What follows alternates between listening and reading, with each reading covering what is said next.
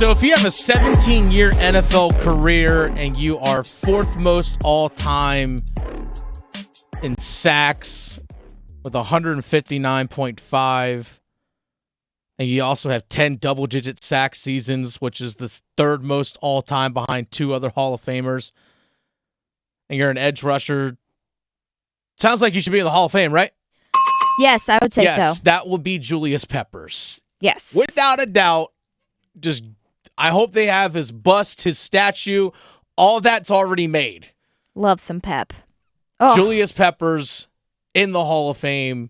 No brainer. Exactly. He's a no-brainer. By the way, Dennis Cox sitting in for Adam Gold. This is the Adam Gold Show. Victoria producing us as always. Adam will be back in the new year. I know you guys are probably missing him. 2024. Yep. Maybe tomorrow we'll do New Year's resolutions for Adam. We should. We should. Watch more soccer. He'll get a kid. I don't think that's the issue. Then he'll never see his family. Exactly. I don't think that's the problem. But we look at the NFL Hall of Fame finalists. Okay? So we're of this group of people, it's going to get whittled down to 5. Julius Peppers, Antonio Gates are first-timers. First years of eligibility, they are on the finalist list. Makes sense. Antonio Gates, one of the best wide receivers of all time. I mean, he's right up there in total catches and yards, and he holds the record, I think, for tight ends with 116 touchdown receptions. And I think his number of catches is second behind Tony Gonzalez, and I think his yards is second behind Jason Witten. And like, this is all time. Like, yeah, that guy should probably go in. Yeah. That guy should probably go in. And you know what? First ballot, no problem with it. A guy who's been waiting for a long time, probably waiting longer than he should have been, Torrey Holt. Yeah. Without a doubt, that guy should be in the Hall of Fame. I get people are like, well, he was part of the greatest show on turf because, there's Kurt Warner was there, and there was Isaac Bruce, and they have Marshall Faulk. Like, well, yeah, those guys also got their stats because Torrey Holt was also there too. Like, you had to worry about him. It was a team effort. Exactly. But we're also looking at what he accomplished individually, and Torrey Holt should absolutely be in there. Then you have Reggie Wayne, the longtime receiver with the Indianapolis Colts. Phenomenal career. Gosh, I loved watching the Colts offense when it was Peyton Manning at quarterback. They had Edgerrin James, Dallas Clark at tight end, Marvin Harrison Sr., and they had Reggie Wayne. Like, that offense was fun to watch. So good. Then you have some other guys like Patrick Willis, who's a linebacker, Dwight Freeney, who's an edge rusher, Jared Allen, who's an edge rusher, Willie Anderson, Darren Woodson, Devin Hester. Some other first-time guys like Eric Allen and Rodney Harrison, who are defensive backs. You had Fred Taylor, who's a running back, played a long time with the Jacksonville Jaguars. I think he played a couple seasons with New England. Offensive lineman Jari Evans also made it. But who I didn't mention as part of that finalist list? Steve Smith Sr. Not okay. Not cool. Steve Smith Sr. And I know a lot of people are going to say Andre Johnson, who was a wide receiver for the Houston Texans. I think he played his last couple seasons, like 1 year in Indy and 1 year, I think, as well with New England Patriots. Actually, I'm sorry, Tennessee Titans. He played his last 2 seasons, one with Indy and one with Tennessee. But overall, 14-year career. Great career for Andre Johnson. Steve Smith, great career as well. So it's like, well, why did one guy be a finalist and the others not?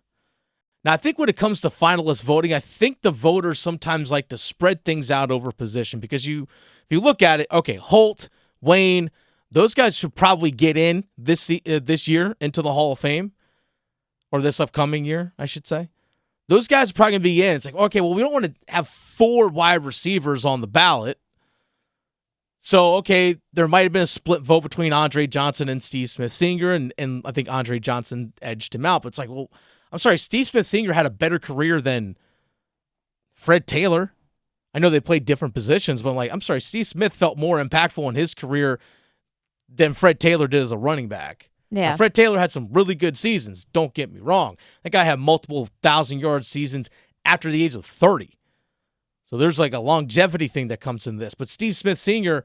also had some of his best seasons post-age 30. Now, I get that's when Cam showed up. And then when he went to Baltimore, he had Joe Flacco. I get it.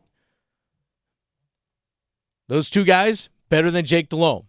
It's not a knock on Jake Delhomme. It's just what it is. But Steve Smith Sr. also played a ton of his career without him. He did. And was impressive. Early in his career, he had Chris Winkie. Yeah. Then Rodney Peete. Yep. Then Jake Delhomme. He made something out of nothing for a long time. For a long, long time. Now I get in Houston, you had Matt Schaub as a quarterback. Matt Schaub, Jake Delhomme, kind of similar, I guess you can say, in terms of their talent level. Probably pretty similar. But Steve Smith also had a conservative head coach in John Fox for a long, long time, and he still put up the numbers that he did. So if you're going to ask if this guy was snubbed off the finalist list, yeah, I would say he was. Yeah, I would hate to see someone's position hold them back from being in because you're deserving of it, what you did, whether it's, whether there's 5 wide receivers in there, okay, well, they deserve it. Yeah, exactly. If you're deserving, you're deserving. Now, there are some things that happen because, again, they're not going to want to put 5 of one position in at a time.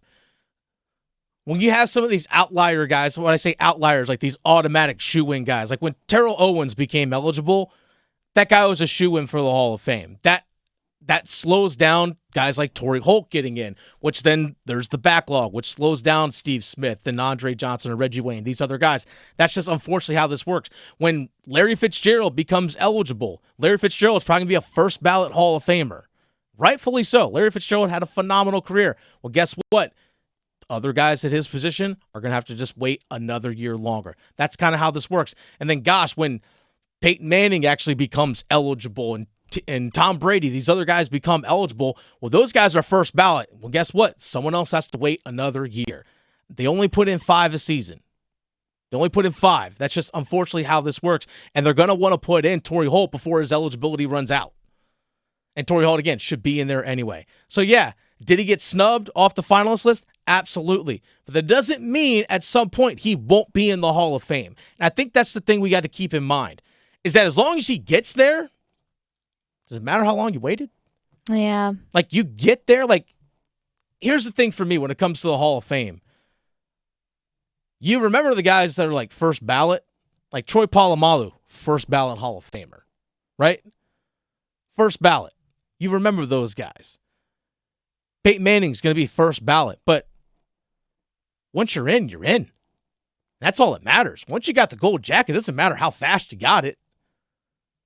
Hey, he was put into the Panther Hall of Fame, Absolutely. Hall of Honor, I should say, anyway. The Ring of Honor, he and Julius Peppers. That was, all of them were. Rightfully so. Like, he absolutely deserves to be there. And I think something we have to keep in mind when it comes to the Hall of Fame stuff is that, yeah, you might have to wait a few years. Like Torrey Holt has had to wait way too long, in my opinion. The guy should have been there a few years ago. But he's going to get there, I believe. And once he's in, it's all that matters. You can say Hall of Famer Torrey Holt. When Steve Smith eventually does get there, Hall of Famer Steve Smith. Once he eventually gets in there, Reggie Wayne, Hall of Famer Reggie Wayne. That's all that matters. Once you're in, you're in. Yeah. Like, yeah, there's the first ballot guy, Ray Lewis, Ed Reed. First ballot, you're in. So I know a lot of people, again, are doing the comparisons with Andre Johnson. I mean, I'll touch on the comparisons here real fast. If you look at Andre Johnson, the number of 1,000-yard receiving seasons in his career, I think he had 7. He had 2004, 2006, 8, 2009, 2010, 2012, 2013. He had 7. Steve Smith, 2003, 2005, 6, 7, 8, 11, 12, and 14. He had 8. He had 8 seasons of 1,000-plus yards. Receiving yard total, pretty similar. Andre Johnson, 14,185. Steve Smith, 14,731. Steve Smith, 81 touchdowns. Andre Johnson, 70. Total number of receptions, Andre Johnson, 1,062. Steve Smith, 1,031. Pretty similar careers when you're looking at just the overall stats. I mean, Steve Smith, gosh, in 2005 was the AP, like, player of the year, if I remember correctly. Offensive player of the year. Multiple-time Pro Bowler. I mean, he's been absolutely stellar in his career. So, if you want to sit there and say he got snubbed, I'm not going to disagree with you one bit. There's no way that he's not going to make. You can't. That would be so sad. Just like Rod Brindamore. I know that's totally different and that's hockey, but it's the same thing. Both of these guys, they need to be in the Hall of Fame. And the fact that they keep getting looked over is just frustrating. But I'm holding out, keeping my fingers crossed. It's probably going to take longer than we want, but I think he eventually will get there. Yeah. And again, that's what matters. When he gets there, once he's got the gold jacket on, doesn't matter when you got it. Once you're in that Hall of Fame, Poppin' bubbly. You can say that for life.